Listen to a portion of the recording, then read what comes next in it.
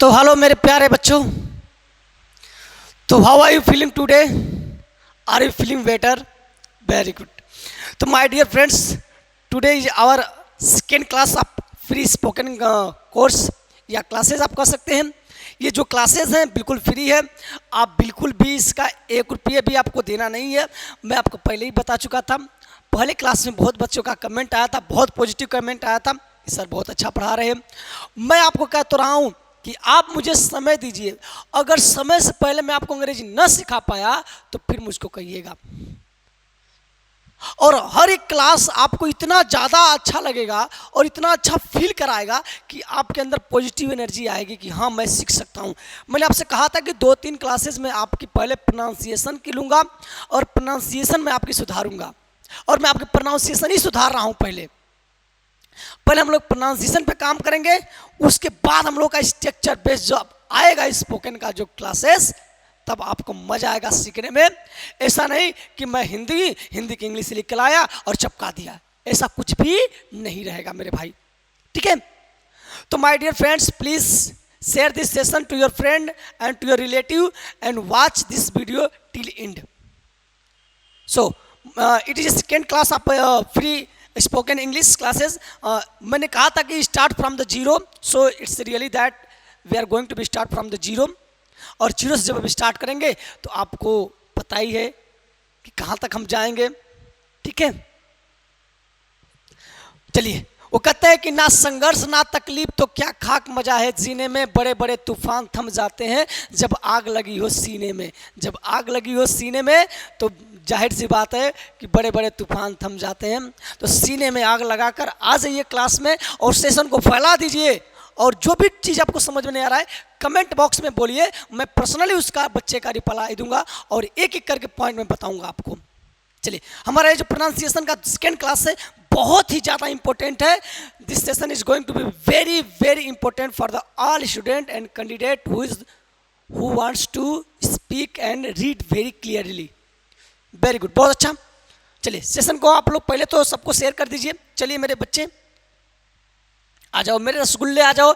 यहाँ पर हम लोग बात करेंगे मेरे प्यारे लाडलो कि कैसे पढ़ेंगे, ठीक है। लल्ला यहाँ पर देखिए पहले, उसके बाद आपको समझ में आएगा। कमेंट करना बंद करिए, कमेंट को पे छोड़िए, ठीक है। समझ में एकदम आएगा आपको। चलिए, आज की बात मैं कह रहा हूँ यहाँ पर क्या चीज़ है। कह रहा है ई का। ई का जो मेरे प्यारे रसगुल्लो 2 अर्थ होता है, एक होता है ए और एक होता है ई। प्रोनाउंसिएशन में ई को इंग्लिश में 2 तरीके से पढ़ा जाता है, एक ए और एक आपका ई पढ़ा जाता है। तो देखिए यहाँ पर क्या लिखा है, मेन, रेंट, सेट, बेट, लीड और पेन। तो ये जो वर्ड है इनमें किसका भाव मिल रहा है, सेंस किसका मिल रहा है, ए का मिल रहा है। किसका मिला है, ए का। यहीं पर देखिए यहाँ पर क्या मिला है, थोड़ा दिमाग से लगाइएगा कि कुछ ऐसे शब्द मिलेंगे जिसमें आपको ई को ए पढ़ा जाएगा और कुछ ऐसे शब्द मिलेंगे जहाँ पर ई पढ़ेंगे, ठीक है। देखिए, मैन, रेन, ए आ रहा है कि नहीं आ रहा है, ए आ रहा है। उसी तरीके से इसमें पढ़िए, कंप्लीट, ली आ रहा है, क्या आ रहा है, ली आ रहा है। सक्सीड, ई आ रहा है। प्रीसीड, प्रीसीड यहाँ पर आ रहा है। कॉन्सीड, कंसीड, कन्वीन, कन्वीन। तो यहाँ पर जो मैं आपको बता रहा हूँ, क्या बताया हूँ, ई का 2 अर्थ होता है, एक होता है ए और एक होता है ई होता है। ये आपको पढ़ते पढ़ते समझ में आएगा, घबराने की कोई बात नहीं है। हलक से बिना एक आवाज निकाले चुपचाप अगर इस चीज को सेशन को देखेंगे तब जाके समझ में आएगा। और कमेंट बाजी पे कमेंट करते जाओगे समझ में नहीं आएगा मेरे बच्चे, ठीक है। चलिए, अब इतनी बात समझ में आ गई कि ई को 2 तरीके से पढ़ते हैं, ए भी पढ़ते हैं और ई भी पढ़ते हैं, ठीक है। मैंने बता दिया कि यहाँ पर ई पढ़ेंगे और ऊपर हम लोग ए पढ़ेंगे। अब यहाँ पर जब हम अपने एक्शन को थोड़ा सा क्लियर बोलेंगे तो ए और ई, तब धीरे धीरे हमारा जो टंग है उस चीज़ को पकड़ेगा। और जैसे ही 3-4 दिन, 1 हफ्ते आप प्रैक्टिस करोगे, आपका पूरा का पूरा जो टंग्स है, बॉडी पार्ट है, वो इंग्लिश के पूरे धुन को, पूरे साउंड को ऑब्जर्व कर लेगा और आप बहुत अच्छा स्पीकर निकलेंगे। चलिए उसके बाद देखिए यहां पर जो ओ है मेरे बच्चे, यहां पर ओ को औ भी पढ़ते हैं और ओ भी पढ़ते हैं। कब पढ़ते हैं? जब दो कॉन्सोनेंट के बीच में, दो कॉन्सोनेंट, इधर भी कॉन्सोनेंट इधर भी कॉन्सोनेंट, और बीच में ओ वावेल आए तो हम लोग उसको क्या पढ़ेंगे? औ पढ़ेंगे। आज जब दो कॉन्सोनेंट के बीच में ओ हो और अंत में सिर्फ क्या जुड़ा हो? एक आपका वावेल जुड़ा हो, तो यहां पर हम लोग ओ पढ़ेंगे। देखिए ये भी कॉन्सोनेंट, ए भी कॉन्सोनेंट, बीच में क्या आपका ओ है, तो यहां पर क्या पढ़ेंगे? इसको औ पढ़ेंगे। तो इसको पढ़ेंगे पॉट। पॉट मतलब क्या होता है? घड़ा। यहीं पे देखिए यहां पर कॉन्सोनेंट, यहां पर कॉन्सोनेंट, दो कॉन्सोनेंट के बीच में ओ है, इसको पढ़ेंगे औ। तो क्या पढ़ेंगे? स्पॉट। क्या पढ़ेंगे? स्पॉट। अब यहीं पे देखिए डी है, इधर कॉन्सोनेंट इधर कॉन्सोनेंट, बीच में वो है, तो इसको पढ़ेंगे डॉल। यहां पर कॉन्सोनेंट यहां पर कॉन्सोनेंट, इसलिए इसको पढ़ेंगे क्लॉट। क्या पढ़ेंगे? क्लॉट मतलब थका। ठीक है, थक्का। अब आपको समझ में आया क्या है? ये है असल में, रियल में, असल में देखा जाए तो ये है प्रोनाउंसिएशन। ठीक है, अब यहां पर मेरे भाई देखिए यहां पर क्या पढ़ेंगे? इसको नोस। क्या पढ़ेंगे? नो। अब देखिए यहां पर क्यों ओ पढ़े हैं? क्योंकि यहां पर ई जुड़ा है, ई जुड़ा है, ई जुड़ा है, ई जुड़ा है और ई जुड़ा है। अब यहां पर इसको देखिए नोस, डो, ओ आ रहा है, होप, स्कोप, पोक। अब आपको समझ में आ गया कि अगर लास्ट में ई जुड़ा रहेगा तो इसी को हम लोग पढ़ेंगे ओ, और लास्ट ई हटा देंगे तो इसको पढ़ेंगे ओ। लेकिन यहां पर देख लीजिए, ठीक है। अच्छा, इसी तरीके से इसको क्या पढ़ेंगे? रूप, रोप। रोप मतलब क्या हो जाएगा? लूटना। नॉट नहीं, लोप, रोप, नोट, लोप। इस तरीके से आपका प्रोनाउंसिएशन क्या होगा? सुधरेगा। क्या हो जाएगा? सुधरेगा। ठीक है। आज उसके बाद यू का देखिए मेरे बच्चे, यू क्या है? यू का सेम वही कंडीशन है, दो कॉन्सोनेंट के बीच में अगर यू आता है तो इसी यू का उच्चारण हम लोग क्या करेंगे? ओ देंगे। क्या करेंगे? इसी में बस ई जोड़ दिया जाएगा, दो कॉन्सोनेंट के बीच में यू तो रहेगा और लास्ट में खाली क्या जोड़ देंगे? ई जोड़ देंगे। तो यहीं पर जाएगा, यू पढ़ सकते हैं या ऊ पढ़ सकते हैं, दोनों में से कोई एक पढ़ सकते हैं। ठीक है, तो चलिए यहां पर है आपका है यू, ये कॉन्सोनेंट है। अगर यहीं पर यू ई होता तो जाहिर सी बात है यू पढ़ती है, लेकिन यहाँ पर कॉन्सोनेंट है तो इसको पढ़ेंगे अप। और अप का मतलब क्या होता है? ऊपर। डबल कॉन्सोनेंट, सिंगल वावेल यानी यू, दो कॉन्सोनेंट के बीच में यू, तो यहाँ पर पढ़ेंगे ओह, तो जाएगा कट। और कट माने काटना, इसको पढ़ेंगे मम। और मम का मतलब चुप रहना। गन, लक, यहाँ पर इसको क्या पढ़ेंगे? कट। क्या पढ़ेंगे? कट नहीं पढ़ेंगे, क्विट पढ़ेंगे, क्योंकि लास्ट में क्या है? ई है मेरे बच्चे। क्या है? यू है। और यही तो है असल में, आपको यही तो मैं सिखाना चाह रहा था कि आपने यहाँ पर कट पढ़ा और तुरंत दिमाग में अरे इसको भी तो कट पढ़ेंगे। आज जैसे ही आप कट पढ़ेंगे प्रोनाउंसिएशन हो जाएगा गलत और आपका बन जाएगा मजाक। इंग्लिश मीडियम वाले बच्चे सफल क्यों हैं? क्योंकि उनका प्रोनाउंसिएशन सुधारा जाता है, और प्रोनाउंसिएशन पे काम करना बहुत ही जरूरी है। जितना आप काम प्रोनाउंसिएशन पे करोगे उतना आपका जो आवाज़ है और आपका जो टंग से क्लियर होगा। ठीक है, यहीं पे इसको क्यूट पढ़ेंगे, इसको पढ़ेंगे टर्न नहीं पढ़ेंगे, ट्यून पढ़ेंगे। क्या पढ़ेंगे? ट्यून। You tune. क्या पढ़ेंगे? ट्यून मतलब धनु। ठीक है, उसके बाद इसको क्या पढ़ेंगे? रन, सट, फन, ड्रम, जम। इसको क्या पढ़ेंगे? ड्यूप। क्या पढ़ेंगे? ड्यूप। इसको क्या पढ़ेंगे? न्यूड। न्यूड और ड्यूप, दोनों में ई जुड़ा है इसीलिए यहाँ पर यू पढ़ेंगे, और इसमें आपका ई नहीं जुड़ा है इसीलिए हम इसको क्या पढ़ेंगे? अब पढ़ेंगे। अब बात समझ में आई? Is that clear? Everyone say that all concept is clear. All concept are clear, so very good. Please share this session to your friend and to your relative. Do not waste your time, because time is money, health is wealth. And if you give me time, then I will teach you all the rule and all the concept what is necessary for you and for your spoken. Very good my dear friends, मैं हमेशा आपसे एक ही बात बोलूँगा, speaking आपकी personality को बिल्कुल बेहतर बनाएगा। आप 10 लड़कों में एक लड़के एक इंसान के रूप में गिने जाओगे, आप एक बेहतरीन एक शिक्षित व्यक्ति के रूप में गिने जाएंगे if you have knowledge of education English, अगर आपके पास इंग्लिश का नॉलेज है तो। So you must have to be read this session and you must have to be watch.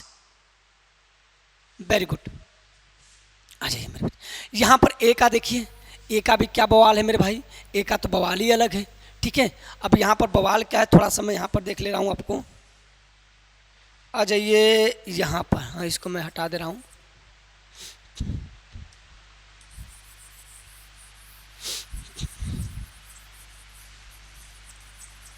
चलिए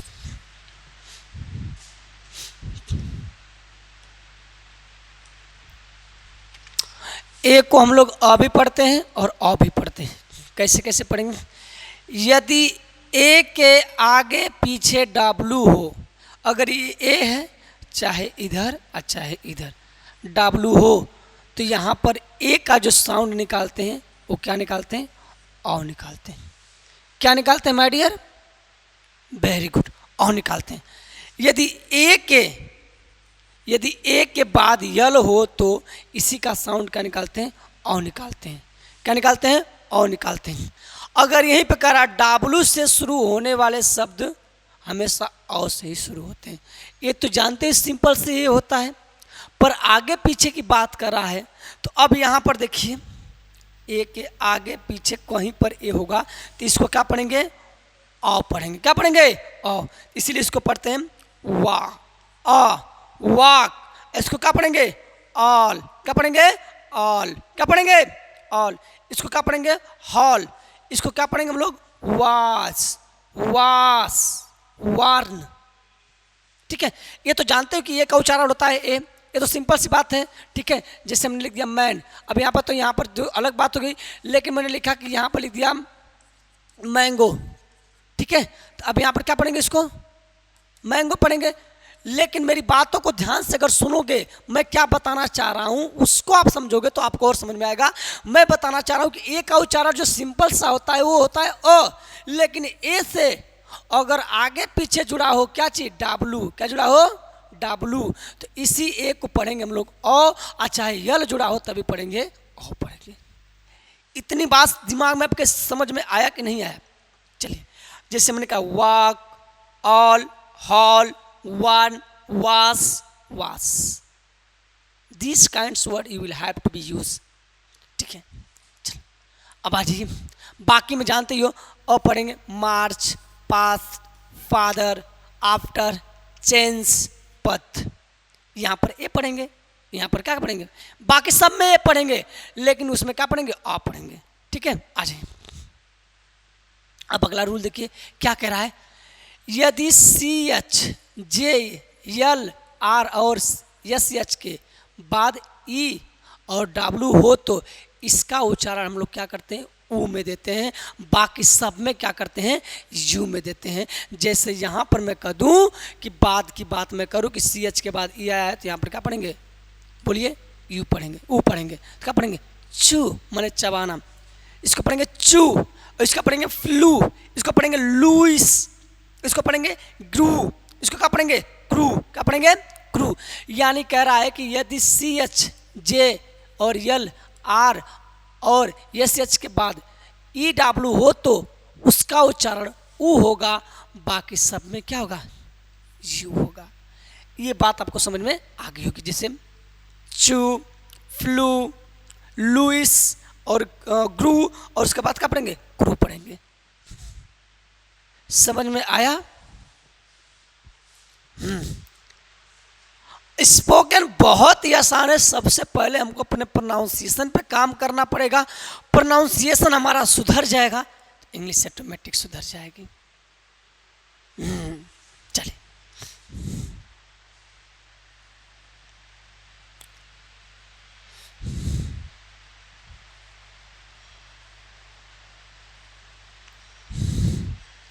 जितने भी कॉन्सेप्ट है मैं सब कॉन्सेप्ट को पढ़ाऊंगा यहाँ पर। ऐसा नहीं कि एक भी कॉन्सेप्ट आपको छोड़ा जाएगा, सब कंसेप्ट मैं आपको पढ़ाऊंगा ताकि आपको आगे भी कोई दिक्कत न हो।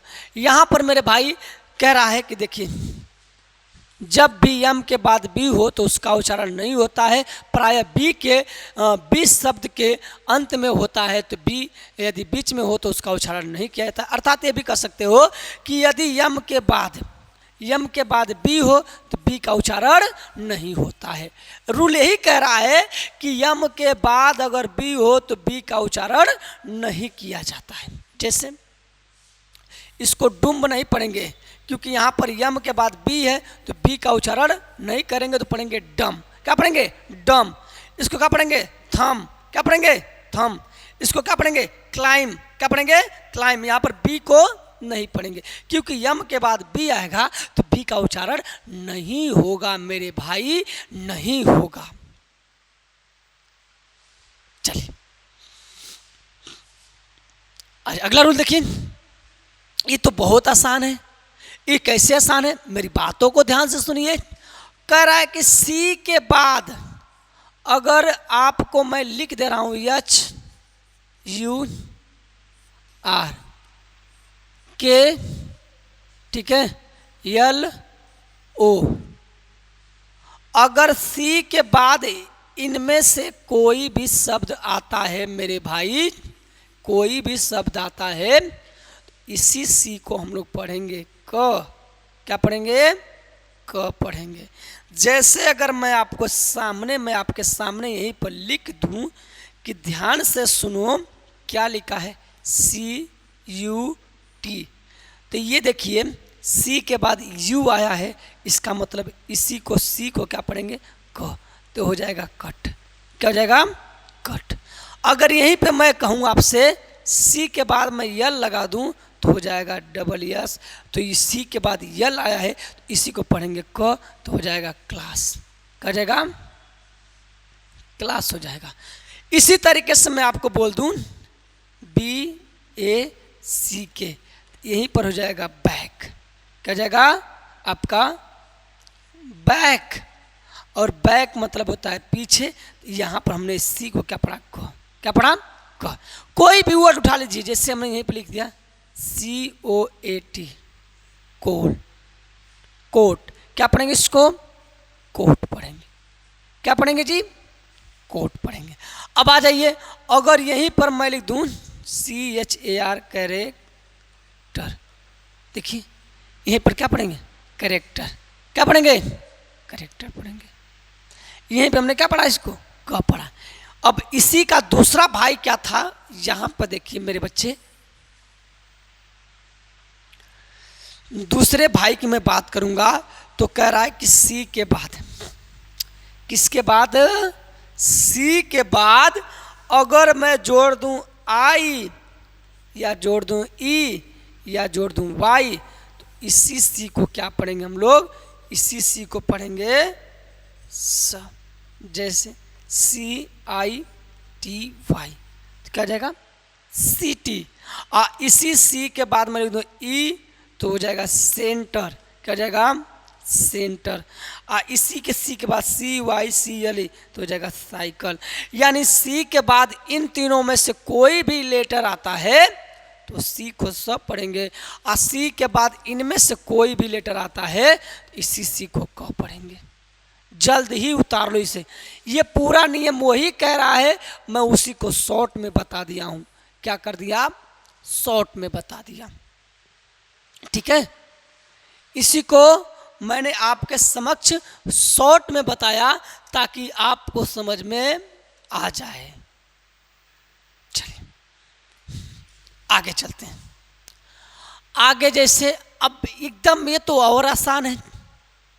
देखिए, जब किसी शब्द में DG या DY एक साथ लिखे जाए तो उसका उच्चारण ज होता है। अब मैं आपको एक बात बता दूं इसमें कि बहुत नॉर्मल सवाल है और बहुत नॉर्मल रूल है। जैसे मैं कह दूं कि D से अगर J या आपका G जुड़ा हो तो D का उच्चारण नहीं करते हैं। बस यही नियम है, यही नियम है, इसके अलावा कोई नियम इसमें नहीं है। अगर डी से जे या जी जुड़ा हो तो डी का उच्चारण नहीं करते हैं।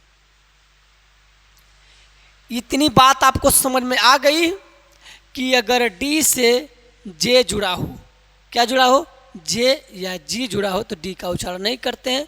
जैसे यहाँ पर लिखा हुआ एडजेक्टिव, बचपन से हम एडजेक्टिव पढ़ते आ रहे थे, लेकिन आज आपको पता लगेगा कि इसके एडजेक्टिव नहीं पढ़ते हैं बल्कि इसे एडजेक्टिव पढ़ते हैं, क्योंकि यहाँ पर जे से डी जुड़ा है तो डी को नहीं पढ़ेंगे तो हो जाएगा एडजेक्टिव। क्या पढ़ेंगे, एडजेक्टिव। इसको क्या पढ़ेंगे, एडजस्ट। क्या पढ़ेंगे, एडजस्ट। डी को नहीं पढ़ेंगे। इसको क्या पढ़ेंगे, प्लेस। क्या पढ़ेंगे, प्लेस। इसको क्या पढ़ेंगे, बजट। इसको क्या पढ़ेंगे, अजेसेट, एजेसेट। इसको क्या पढ़ेंगे, अजवाइन, अजवाइन। क्या पढ़ेंगे, अजवाइन। ये इनकी हिंदी है, आप देख सकते हो। पूरे मैं आपके इंग्लिश की बात कर रहा हूं। अगर ये रूल आपको नहीं समझ में आया, इंग्लिश पढ़ ही नहीं पाओगे। इंग्लिश में सबसे जरूरी चीज होता है अपने कॉन्सेप्ट को और अपने प्रोनाउंसिएशन को सुधारना मेरे भाई। अगर आपका प्रोनाउंसिएशन ही नहीं सुधरा है तो जाहिर सी बात है बोलने में तो दिक्कत होगी। मैंने आपसे क्या कहा कि मुझे कुछ क्लासेस दे दीजिए ताकि मैं आपका प्रोनाउंसिएशन सुधारूं पहले, ठीक है। आइए, इसके बाद यहां पर देख लीजिए क्या कह रहा है।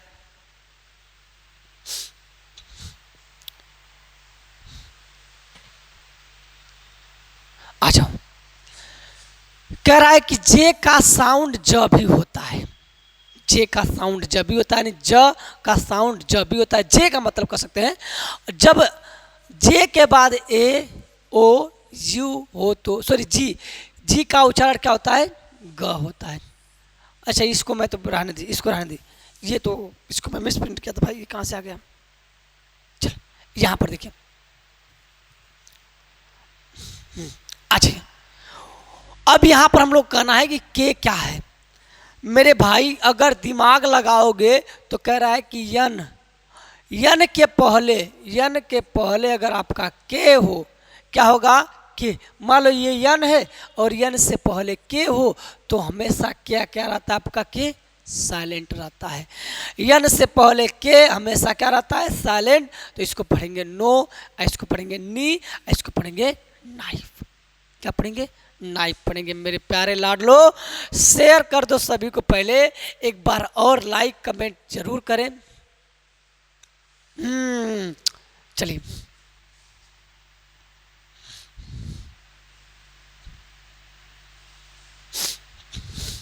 अब आ जाइए। बहुत एक बेहतरीन रूल और नियम आपके पास है। कह रहा है कि यफ यम, सॉरी के यम से पहले यल होता है तो यल क्या रहता है, साइलेंट रहता है मेरे भाई बच्चे। यानी ये यफ है और ये आपका के है, ये यम है, इसके पहले यल रहेगा तो यल क्या रहेगा, साइलेंट रहेगा। यानी यल को हम लोग नहीं पढ़ेंगे। जैसे देखिए, कालम नहीं पढ़ेंगे, इसको पढ़ेंगे calm, calf, walk, half, palm, would, could. देखिए यल क्या है, सब में साइलेंट है। यल क्या है, साइलेंट है। ये इसकी हिंदी है, आपको मीनिंग भी मिल रहा है, साथ साथ में मीनिंग भी मैं लिख दिया हूँ ताकि मीनिंग खोजने की जरूरत न पड़े। बस क्या मैंने आपको कहा कि अगर इन शब्दों के पहले यल होगा तो यल क्या रहेगा, साइलेंट रहेगा। यल क्या होगा, साइलेंट। बहुत से बच्चे मैं देखता हूँ इनमें गलती करते हैं पढ़ते समय, लेकिन अब गलती नहीं होनी चाहिए। अच्छा, इसके बाद यहाँ पर देखिए, यम के बाद यन हो तो यन साइलेंट होता है। तो मैं आपको पढ़ाई दिया हूँ, हालांकि एक बार और बता रहा हूँ। इसको ऑटम पढ़ेंगे, साल्म पढ़ेंगे, इसको कॉलम पढ़ेंगे, कंडेम पढ़ेंगे और डेम पढ़ेंगे। मैंने कहा कि यम के बाद यन आता है तो यन क्या रहता है आपका, साइलेंट रहता है। ये तो मैं नियम पढ़ाया हूँ आपको, ठीक है। इसको उतना पढ़ने की जरूरत है नहीं। अब आ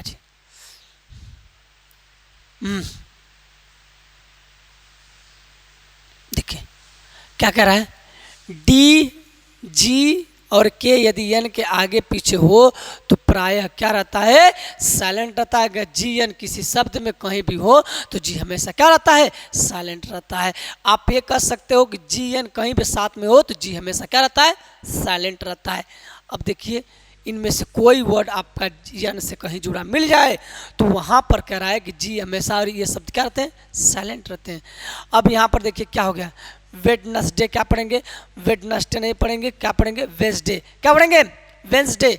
वेंसडे इसको क्या पढ़ेंगे, हैंड हैंड क्या पढ़ेंगे, hang chief, hanker chief, hang chief. क्योंकि के देखिए यहाँ पर के है, क्या कह रहा है, के, और यहाँ पर यन है, यन के आगे पीछे कहीं पर होगा तो क्या रहता है आपका, साइलेंट रहता है। डी हो या आपका के हो क्या रहता है, साइलेंट रहता है। उसके बाद जी देखिए यहाँ पर है तो जी हमेशा क्या रहेगा, साइलेंट। इसको साइन पढ़ेंगे, क्या पढ़ेंगे, साइन। यानी इनके अगर यन के पीछे कहीं पर ही आगे पीछे हो तो हमेशा ये क्या रहते हैं, साइलेंट रहते हैं। क्या रहते हैं मेरे भाई, साइलेंट रहते हैं। आइए अगला रूल देखिए। अगला रूल क्या कर रहा है कि यन यस टी से पहले पी हो तो पी हमेशा क्या रहता है, साइलेंट। इसको पढ़ेंगे सूडो, क्योंकि यहाँ पर यस है और यस से पहले पी है तो पी क्या हो जाएगा, साइलेंट हो जाएगा, क्योंकि यहाँ पर यस दिया है। अब इसको क्या पढ़ेंगे, क्या पढ़ेंगे, साइकेट्रिस्ट। क्या पढ़ेंगे, साइकेट्रिस्ट। यहाँ पर साइकोलॉजी, यहाँ पर क्या पढ़ेंगे, टेरासार। क्या पढ़ेंगे, टेरासार, क्योंकि टी है, यस है, यस है, यस है। इनमें से कोई शब्द अगर पी से पहले आता है तो पी क्या रहेगा, साइलेंट रहेगा। पी क्या होगा, साइलेंट होगा। अच्छा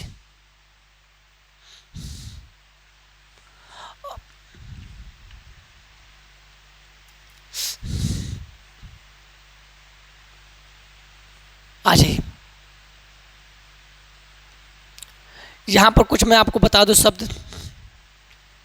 देखिए अब मैं थोड़ा सा आपको एक इंपॉर्टेंट चीज बता रहा हूं, ये तो है नहीं, इससे इंपॉर्टेंट उतना है नहीं, बट कभी कभी पूछ लिया जाता है। कह रहा है कि इंग्लिश के दुनिया में बहुत से शब्द हैं जो विकिपीडिया के अनुसार बहुत बड़े हैं, जिनका डिक्शनरी में स्थान नहीं मिला है, पर डिक्शनरी में स्थान पाने वाला दुनिया का एकमात्र सबसे लंबा शब्द है, जिसको हम लोग क्या कहते हैं, pneumonoultramicroscopicsilicovolcanoconiosis. यानी यहाँ पर ये जो शब्द है इसको क्या पढ़ेंगे, न्यूम, क्या पढ़ेंगे, न्यूम ओ अल्ट्रा माइक्रोस्कोपी सिलिकोवाल के नोकोनी ओसिस पढ़ेंगे।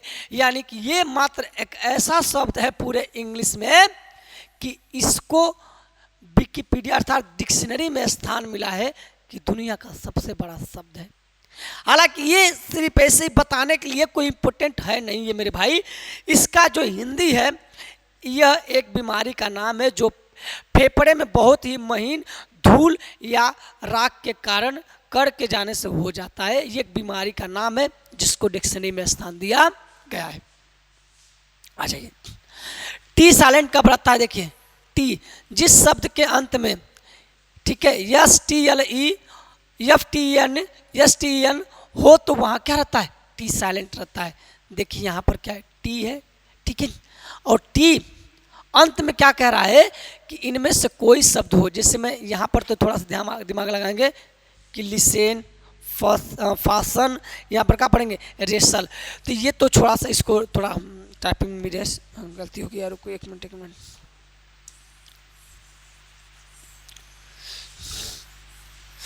अच्छा मैं जो रूल है उसको पहले पढ़ा दूं, ठीक है। रूल क्या कह रहा है, रूल कह रहा है कि अगर ये शब्द किसी वाक्य के अंत में हो तो यहाँ पर जो टी होगा क्या रहेगा, साइलेंट रहेगा, ठीक है। टी देखिए यहाँ पर इसको लिसन पढ़ते थे हम लोग, लेकिन इसको पढ़ेंगे लिसन। क्या पढ़ेंगे, लिसन। क्या पढ़ेंगे, लिसन। फासन, क्या पढ़ेंगे, फासन, क्योंकि टी क्या आपका साइलेंट है। यहीं पर टी क्या है, साइलेंट। रेसल, क्या पढ़ेंगे, रेसल पढ़ेंगे। एक दो बार पॉज करके अगर वीडियो को देखोगे तो और समझ में आएगा आपको। आइए मेरे प्यारे लाडलो, इसको पढ़ने में बड़ी डिफिकल्टी होती है, पर आज के बाद डिफिकल्टी को दूर करेंगे और आपके सामने इसको पढ़ेंगे। कह रहा है कि ई एक्स का उच्चारण जो होता है, एक्स के दो उच्चारण होते हैं, एक होता है एम्स, एक होता है एक्स। ध्यान से देखिएगा, एक्स के दो उच्चारण होते हैं, एक्स और एग्स। क्या पढ़ता है? एग्स। अब यहां पर कैसे पढ़ेंगे? यदि ई एक्स के बाद कोई वावेल यानी इनमें से कोई वर्ड आता है तो इसी को उच्चारण को हम लोग पढ़ेंगे क्या चीज? एग्स पढ़ेंगे। जैसे मैं लिख देता हूं एग्जाम, क्या लिखता हूं? एग्जाम। ए आया कि नहीं आया? तो एग्जाम। क्या पढ़ेंगे इसको? एग्जाम पढ़ेंगे। और यहां पर कह रहा है एग्ज या एग्ज भी पढ़ते हैं, होगा। यदि ई एक्स के बाद कोई कॉन्सोनेंट आए तो क्या पढ़ेंगे? हम लोग इसी का उच्चारण पढ़ेंगे, एक्स पढ़ेंगे। क्या पढ़ेंगे? एक्स पढ़ेंगे। यानी इन पांचों को छोड़कर कोई भी वर्ड आता है तो यहीं पर इसको क्या पढ़ेंगे? एग्ज पढ़ेंगे मेरे भाई। क्या पढ़ेंगे हम लोग? एग्ज पढ़ेंगे। ठीक है, इतनी बात समझ में आई? जैसे यहां पर क्या होगा? एक्साइट, तो एक्स आ रहा है कि नहीं आ रहा है? यहां पर सी कॉन्सोनेंट है तो क्या पढ़ेंगे? एक्साइट। अगर यहीं पर मैं लिख दूं आपको ई एक्स, ठीक है, अब मैं लिख सकता हूं एग्जिट। क्या लिख सकता हूं? एग्जिट। क्या लिख सकता हूं? एग्जिट। यहां पर जब पढ़ेंगे, यहां पर क्या पढ़ेंगे मेरे बच्चे? दिमाग लगाइए, एक्स पढ़ेंगे, एक्स पढ़ेंगे। क्या पढ़ेंगे? Excite, excite. ठीक है, अब मैं थोड़ा सा आपको मीनिंग यानी नियम बता दे रहा हूँ स्पेलिंग का, जो कि बहुत ज़्यादा आप लोग गलती करते हो। आज के बाद गलतियाँ नहीं होगी। रूल फॉर स्पेलिंग, स्पेलिंग का ये रूल है और इसको पढ़ना बहुत ज़रूरी है। अब कह रहा है क्यू के साथ हमेशा क्या रहता है? यू रहता है। ये 90% वर्ड में आप देखोगे तो क्यू के साथ क्या रहता है? हमेशा यू जुड़ा रहता है। जैसे क्वीन, क्वारल, क्वाइट, क्वेट, क्वेक, क्वेंस और क्वेश्चन। क्यू के साथ यू और यू के साथ क्यू, क्यू के साथ यू और यू के साथ क्यू। देखिए ये जुड़ा है कि नहीं है? आप कोई सा वर्ड उठाएंगे और उसको देखेंगे तो क्यू के बाद यू जरूर आएगा। चलिए आ जाओ। अब दूसरा नियम कह रहा है यदि किसी शब्द के अंत में फुल जोड़ा जाए तो फुल का एक यल को क्या करते हैं हम लोग? हटा देते हैं। अगर कोई शब्द हो उसमें अगर फुल जोड़ा जाता है तो एक यल को क्या करते हैं? हटा देते हैं। जैसे फेथ, अब फुल जोड़ा तो एक यल को हटा दिया तो फेथफुल। ट्रूथ, ट्रूथ के बाद मैंने जोड़ा डबल यल यानी तो एक यल को हटा दिया। हार्मफुल और चीयरफुल सब में आप देख सकते हो। तीसरा नियम, यदि किसी शब्द के अंत में वाई हो तो फुल जोड़ते समय वाई को किस में चेंज कर देते हैं? आई में चेंज बदल देते हैं और एक यल को हटा देते हैं। जैसे यहाँ पर ब्यूटी है तो इसको पहले हम लोग आई में बदलेंगे, उसके बाद इसमें से एक यल को हटा देंगे। तो देखिए टी के बाद वाई को हम लोग क्या किया? आई में बदला, फिर एक यल हटा दिया तो ब्यूटीफुल। उसी तरीके से हो जाएगा ड्यूटी, और ड्यूटी में से वाई को हटाएंगे तो आई, फिर उसके बाद हो जाएगा फुल, और फुल में से एक यल को हटा देंगे तो ड्यूटी फुल हो जाएगा। क्या हो जाएगा? ड्यूटी फुल हो जाएगा। Is that clear? आ जाइए यहां पर देखिए, यदि किसी शब्द के अंत में डबल यल हो तो उसमें से कोई शब्द जोड़ा जाए तो एक यल हटा दिया जाता है। तो अभी बताया हूं, अगर ये डबल यल है तो एक यल को हम लोग हटा देंगे। आल में से भी एक यल को हटाया और ऑलमोस्ट में भी से एक यल को हटाया। ऑलमोस्ट हो गया, वेलकम हो गया और ऑलरेडी हो गया। ये है स्पेलिंग के कुछ रूल जो कि पढ़ना बहुत ही जरूरी है।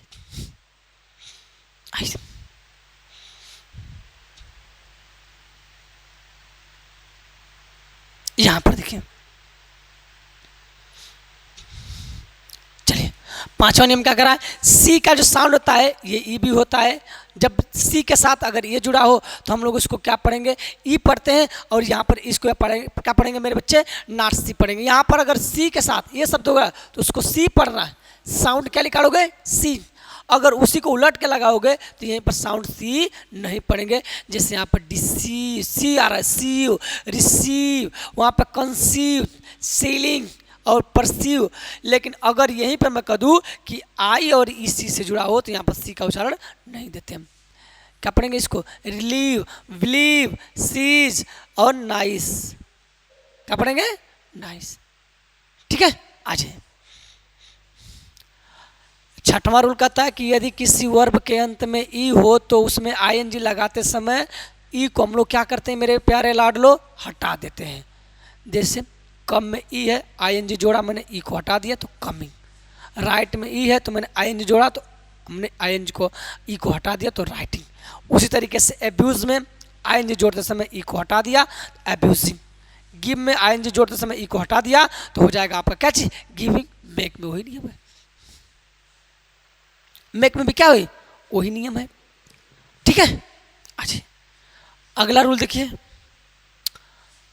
यदि किसी वर्ब के अंत में डबल ई, ओ, ई, वाई, ई हो तो आईएनजी लगाते समय कोई परिवर्तन नहीं करते हैं।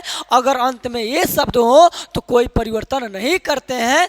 एग्री, डबल ई को डबल ई ही लगाया, आई वाई ई को आई वाई लगाया तो आइस, यहाँ पर सिंग, यहाँ पर सुई। इन शब्दों में कोई बदलाव नहीं होगा आईएनजी जोड़ते समय। अगर सिंगल ई होता तो हम ई को हटा देते। आ जाइए, यदि किसी वर्ब के अंत में आई ई हो तो आईएनजी लगाते समय इस आई ई को हम लोग किस में चेंज करते हैं, वाई में चेंज करेंगे, फिर उसमें आईएनजी का प्रयोग करेंगे। डबल देखिए डी आई है तो इसको हम लोग वाई में चेंज करेंगे, फिर उसके बाद आईएनजी लगाएंगे। सेम वही कंडीशन इसमें है। फिर हमने क्या किया, आईएनजी लगाया। चलिए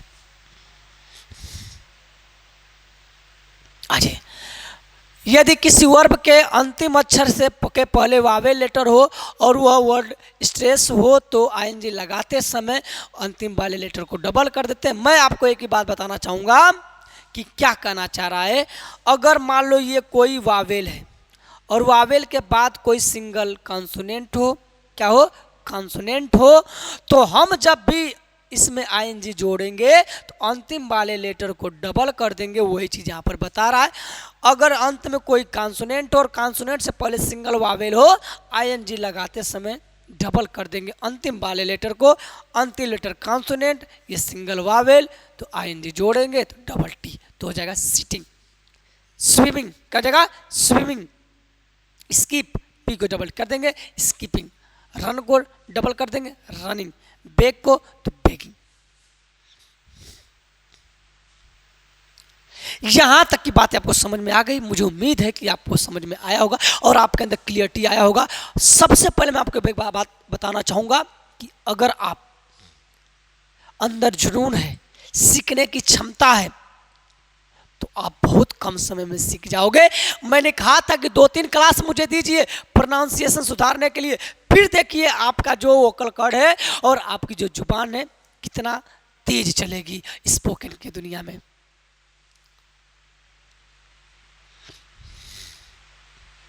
बहुत अच्छा। और मैं आपके कमेंट का इंतजार करूंगा। कमेंट बॉक्स में जरूर बताइएगा कि वीडियो कैसी लगी, अच्छी लगी या नहीं लगी, तो मैं आपको और बेहतरीन कंटेंट लेकर आऊंगा। और अगले क्लास के लिए आप लोग वेट करिएगा। जय हिंद मेरे प्यारे साथियों, और चैनल को लाइक से सब्सक्राइब करना ना भूलिएगा।